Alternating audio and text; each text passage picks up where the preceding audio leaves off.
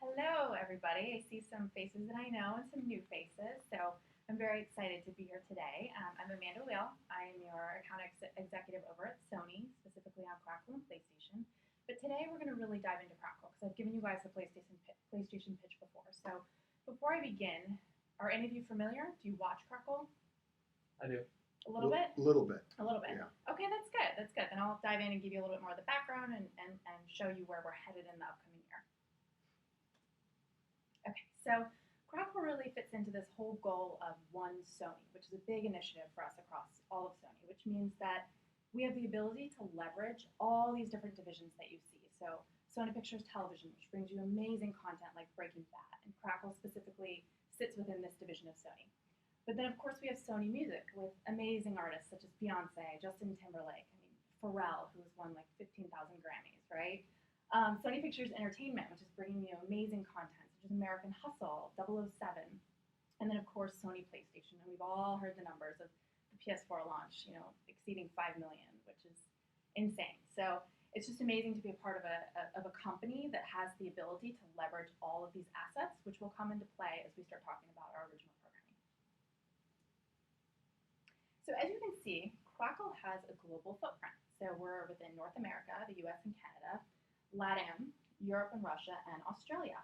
And the thing to note is that since Sony is a Japanese-based company, we couldn't just come in and create a network like an ABC or an AMC or an FX. So they're really looking at Crackle now to become that role of a network because we all know that consumers are consuming content and streaming content wherever and whenever, right? This younger generation doesn't really understand appointment viewing, sitting down with ABC to watch at 7 p.m.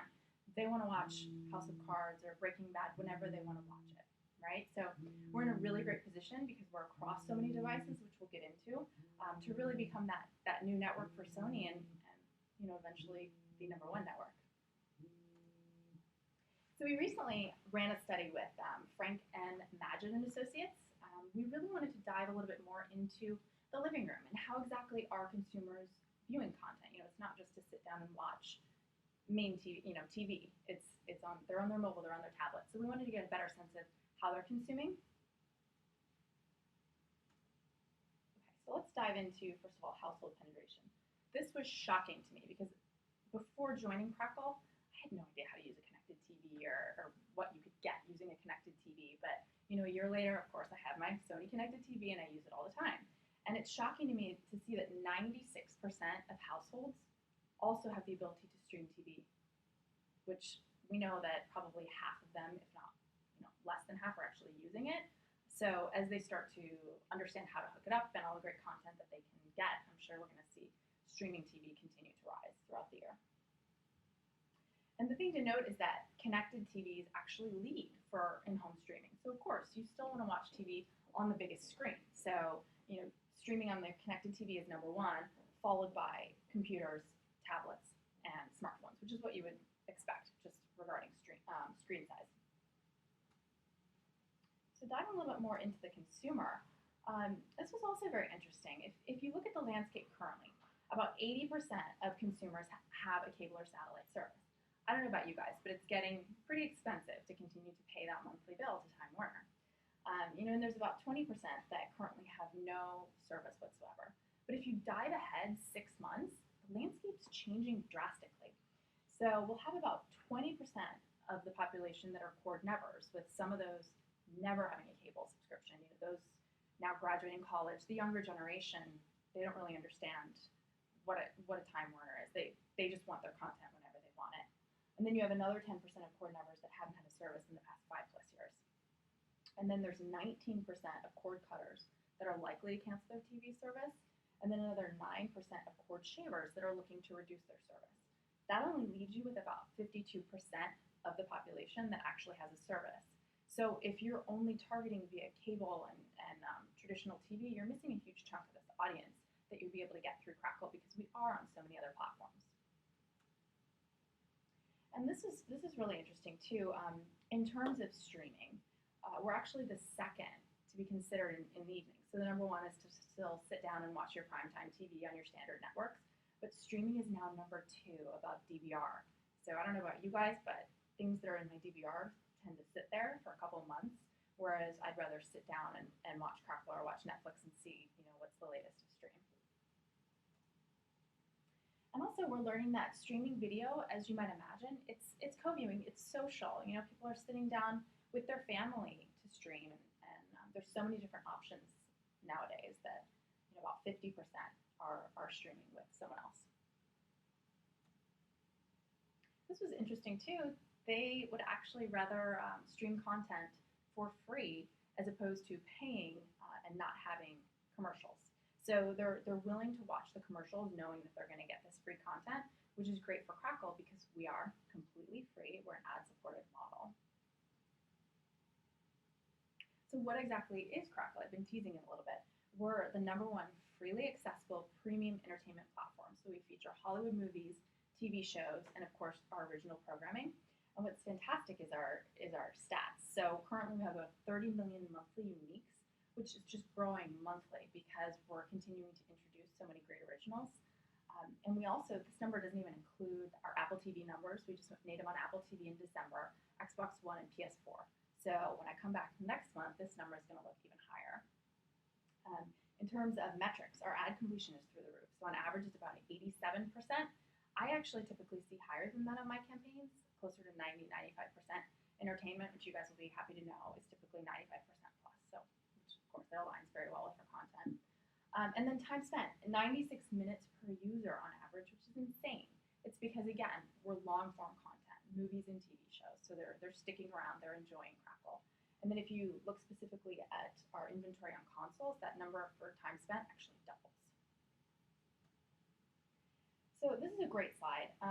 We like to think of ourselves as more of a network, like an AMC or an FX, because we're curating our content. We're handpicking our content each month. We're changing it out.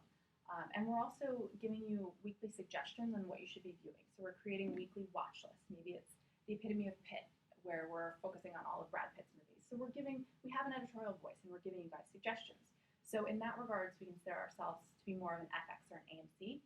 But keeping in mind that I'm in a room with digital buyers, I know you guys are comparing us to all these players on the screen. So we need to talk about that. Everyone up here on the screen is doing amazing things. I mean, HBO Go is a fantastic product. Netflix is an amazing product. I use it, So it's not to say that you shouldn't be running with any of these guys, but it's just to say we're a really great complement. And then there are definitely reasons why we do stand out. So if you look on the left, you have all your short form players. YouTube really put video viewing on the map. That's how everyone became so excited to go online and watch video content. But you don't always want to watch a 30-second ad to watch a 30-second kiddie video. So you're going to see a lot lower completion rates there. On average with short form, it's about 50% completion rate for your ad. Then you move into your mid-form players, which is just a lot of the TV networks. And basically, they'll take 1 or 2 episodes and put them online, which is great. You can watch 1 or 2, but you're not sticking around. So your total time spent is not very high. And then you move to the right, your full length. This is all high quality, great content over here, but not a lot of them are actually ad supported. So that puts us in a really great position. So let's go ahead and knock out everybody. And, Crackle's up there because, again, we're free. We're across all platforms. We have, on average, a 93% ad completion rate, and our users are spending over 90 minutes with us. And the thing to note here is for the full length, it's really just Crackle and Hulu where you can currently run advertising. And there's only about a 5 to 8% duplication between the two of us. So if you are running with Hulu, which I'm assuming you guys are, you're missing out on a huge chunk of an audience that's also consuming content. I love this slide because it's just, I keep comparing us to a more traditional network. And this goes to show that if you are looking at Crackle in terms of TV networks, we're number 4 in terms of unique visitors, which is huge. I mean, to be right behind CBS and above ABC and NBC and Fox, Fox that's males, right? That's how most people try to reach their males. So we're above that. And then what's even better is that if you compare us in terms of average minutes per viewer, we're number 1. So it just goes to show that the quality of our content keeps our users extremely engaged, and they're tuning into us for very long periods of time. So how exactly can you find Crackle? I've been teasing you that we're on so many different platforms. Of course, there's online, there's mobile and tablet, and then there's gaming consoles and connected devices. And the way this kind of breaks out in terms of streams is that a third is via online, a third via mobile tablet, and a third via gaming and connected TV. And as I was mentioning, all the stats from the Imagine study that 96% of people have the ability to stream via their connected TV. So I think over the next year, we're going to see our streams continue to increase, specifically for connected TV. The launch on Apple TV in December was huge for us. Prior to that, you could access it via AirPlay, but the fact that we're now native on Apple TV, again, our numbers are just going to continue to skyrocket. And something to note here too, before I flip through, is that we are able to target by specific platform, if that's what you're looking for. And that also helps us focus on specific demos and age groups and whatnot. So the programming is really what makes up Crackle. As I mentioned, we have full-length movies, award-winning TV shows, and originals. It's all uncut, unedited, and free. And the thing to note here is that only about 30-35% of our content is actually Sony. The rest is us working with other studios. I mean, Drive, that's huge, working with Lionsgate there. So we do get content. We have really great relationships with other partners. So who exactly is this Crackle audience? We do skew male. It's about 55% male, but again, there's so much co-viewing going on that it could be closer to a 50-50. The median age is about 32, and I've already mentioned that a third are viewing us via streaming, via connected devices. So we know that it's a very tech-savvy audience and an audience that has money because they're able to afford those devices to stream. And again, we can focus on specific content and specific devices if you need to skew more male or skew more female or skew younger or skew older. There's a lot of ways that we can swing that. So let's talk a little bit more on how exactly you can advertise on Crackle. I've given you all the background. So of course we have the media, the traditional media that we're all very aware of, but then we also have sponsorships and then integration within our originals. So a lot of different ways that you can work with Crackle. But diving specifically into media, interactive video. This is huge. This is the future of video. I remember when pre and mid rolls were super exciting. Now, if the video is not interactive, how do you know if someone's actually engaging? So this gives you a really great measurement to ensure that our consumers are actually engaging with your video. A mobile splash page. This is being mobile and tablet, and this is the entryway to Crackle. I mean, this is owning that first impression as they're opening up their app to watch Crackle. So huge full screen. And then, of course, our C-roll. This is probably the coolest media execution that is currently available on Crackle. It's interactive video across all platforms. So yes, I know other players can do interactive video on desktop and maybe mobile tablet, but we're the only one that can do it across connected devices, hence the C-roll. The Crackle roll, the connected device roll. And we're seeing really, really great results. When this first launched, it was an image gallery. So your pre-roll starts in the background, and a little icon pops up on the screen. Once you interact with that, your slate opens on top of the pre-roll, where you can either click through to view different images, or now you can actually click through to watch multiple videos. So it's been very, very successful for us. We're seeing on average a 90% completion rate, about a 6.5% engagement rate, and that also varies with device. We typically see a slightly higher engagement rate on mobile tablet, which you would kind of expect. And then the time spent is through the roof. So for your 30-second pre-roll, on average, the viewers are spending 90 seconds with that video because they're opening up the slate and they're engaging. And then from there, they can click out, they can use a QR code on connected devices and just get more information within the slate. And I've mentioned that we're part of this whole One Sony. And what this means is that we have the opportunity to leverage Sony Pictures for some of their content surrounding upcoming titles. So for instance, the Smurfs or James Bond or Hotel Transylvania. They have a lot of footage that doesn't make it to the big screen. And since they are our studio, we're able to work with you and work with them to create custom content exclusive on Crackle that would focus on you, your advertisers, and this content, and kind of wrap them together in a way that fits on Crackle. So whether it's a themed watch list, where we're curating TV shows and originals and movies within a specific theme, or it's a custom commercial where we're taking your asset and their assets and we're kind of meshing them together in a way that's seamless. There's so much that we can do, and I'd suggest we just look at the upcoming slate and see if any of those titles align with any of your upcoming initiatives. And then, of course, the sponsorships. So this is a really great example of a partnership that we have with Jack in the Box, and this is showing they owned this recommended watch list called True Bromance, and they the skinning around, and then as you clicked within the watch list to watch specific movies or shows, they had the pre-roll and then they had high share of voice video throughout. So just a really great way to be a little bit more seamless and more integrated. And again, it fits the editorial voice of what we're doing. So, and it gets a ton of promotion editorially. So our originals, this is my favorite part of Crackle. I'm sure you guys have all seen Comedians in Cars Getting Coffee, or you've heard the buzz, Jerry Seinfeld's Baby. It just hit 25 million streams in the US, which is insane. I don't think you'll find another original on Hulu that has done those numbers. So we're very excited about that. And the thing to note with our originals, and even back with our sponsorships, I should have mentioned this, is that the integration within the originals and the sponsorships all come as added value to a media commitment on Crackle. So we're the only partner that can offer you this solution. If you spend $1 in media, you're going to get $1 in media, and then once you hit a certain threshold, we're going to give you added value, sponsorships, and integration within our originals. So that's exactly what you guys want, because I know at the end of the day, you're looking to run media and get media. But we're going to dive into each of these originals. We have a great slate coming up in 2014. And before I dive into the slate, let's just take a step back in terms of the original programming landscape. So in 2013, we had about 50 hours of original programming. And in 2014, we're looking to have 120 hours of original programming. So it just shows the focus that Crackle has on our programming right now. And if you look at Hulu and Netflix, you know, we far surpassed them in terms of the total hours. But again, I keep saying that we're more like a cable network. So on the right, you'll see how we stack up to an AMC and a TBS and an FX in terms of our percent original content. And we're not really far behind. You know, 8.5% of our content is original, and that number will continue to grow. So Comedians in Cars Getting Coffee, I know I don't have to give you guys too much explanation because you've all watched this one, but it's Jerry Seinfeld's Baby. We've already run 3 seasons. We're coming back with season 4 this fall. Just hit 25 million streams US.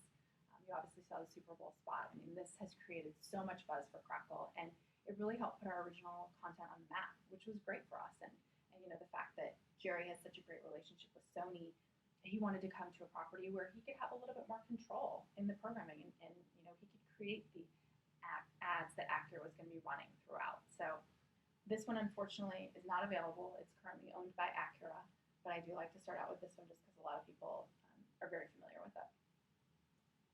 So moving into Chosen, we launched season 1 and season 2 earlier this year. We're launching season 3 in April, and let me give you the quick background on this one. It's very dramatic. So Ian is the main character in season 1 and season 2, and it's Milo Ventimiglia from Heroes. I'm sure you guys all know him. And he opens the door one day, and on his doorstep there's a box, a really beautiful wooden ornate box, and he opens it, and inside there is a gun, a clock that starts ticking, and a picture of a guy. And he comes to find out that he has 72 hours to find and kill this guy, or he or his family will be harmed.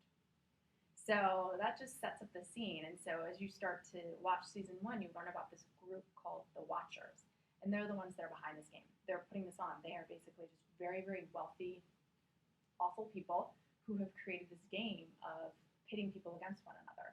And at the same time that Ian received this box on his doorstep, someone else received a box with his picture. So they're all hunting one another. So season 1 and season 2 are just about understanding the game, you know, meeting some new characters. And then in season 3, we introduced Rose McGowan, and we're actually going to focus a little bit more on how this has just become a reality of life. That you wake up in the morning, you make breakfast, you drop your kids off, you kill someone, you pick up your kids, and you go home. So it's more focused on how people actually cope with this, and it's the way life has become. So very dramatic. I definitely recommend you watch season 1. It's an amazing integration in season 2 with BMW. So autos works very well in this. Alcohol. I mean, there's so many ways that we can integrate you within this one. Cleaners. So season 1 launched last year. Did insanely well. I'm sure you guys all know Emmanuel Shrieky. She was Sloane on Entourage. All the guys know her. Oh, yeah. Emily Osment, she was actually on Hannah Montana. I know her too. Okay. Trying to kind of shed that good girl image. So she jumped on to join Cleaners. Season 1 also featured Gina Gershon, the legendary, David Arquette. And it's basically a modern day Thelma and Louise. So Emmanuel and Emily are contract killers. They're hit women. And they work for Gina Gershon, who's known as Mama. And Mama decides that she wants out of the business. but the only way that she can get out is to kill everyone that works for her and everyone that knows about her. So she basically puts the girls on their final job, and it goes completely wrong. They find this 8-year-old boy in the trunk, and all of a sudden their morals kick in. Contract killers, you realize, have morals. And so that's how season 1 kind of unfolds. So it'll be very interesting to see how season 2 kicks off, and it's focused a little bit more on Emmanuel and Emily and how they're basically on the run, to try to save their lives. So a little bit more of a Quentin Tarantino style, a little more artistic.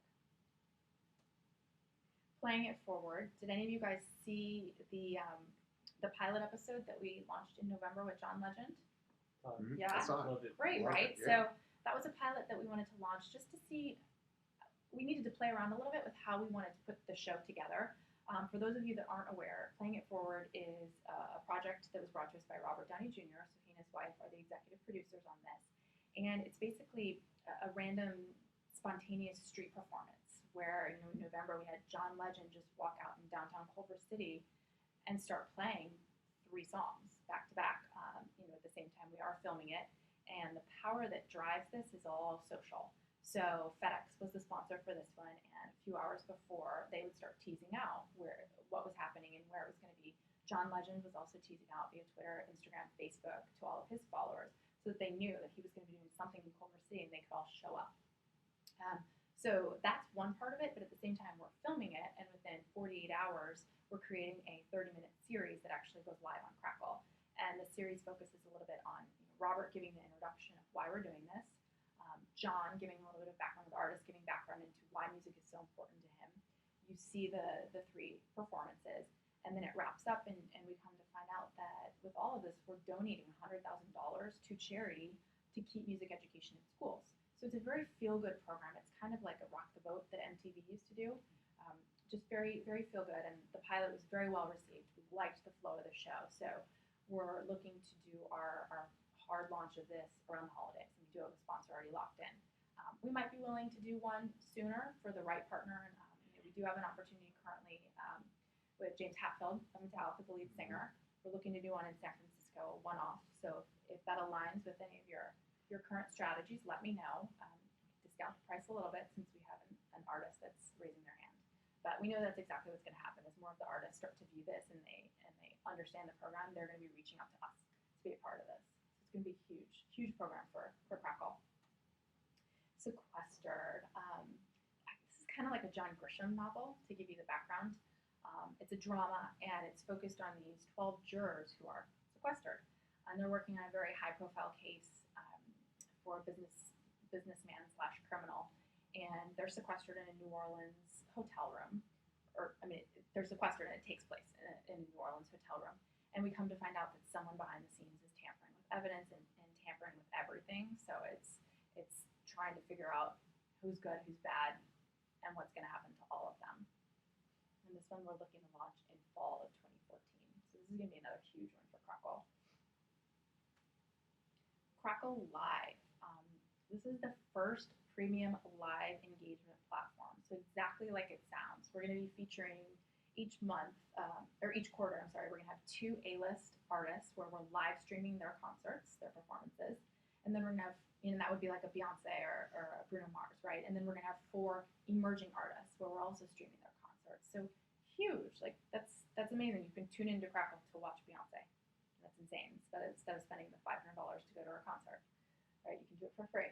And each of these artists, we're going to have profiles, we're going to have bios, we're going to have exclusive content surrounding them. This is going to be launching in the fall on Crackle, PS3 and PS4. And there's going to be a lot of really great social opportunities. Obviously, as people are watching, they're going to want to be social and sharing out. So there's a lot of really great opportunities for you to sponsor with that. And then also within Crackle Live, we're going to have archived concerts, so you can go and watch music from your favorite artists as well. And that wraps it all up. I'm happy to take any questions that you guys might have, and I would love for us to now kind of powwow on your upcoming initiatives and see where it aligns in terms of our originals. Thank you. That was awesome. Good job. That was great. Amazing. I want to buy. I know. Can I just put my face on top of both of yours presentations? I want to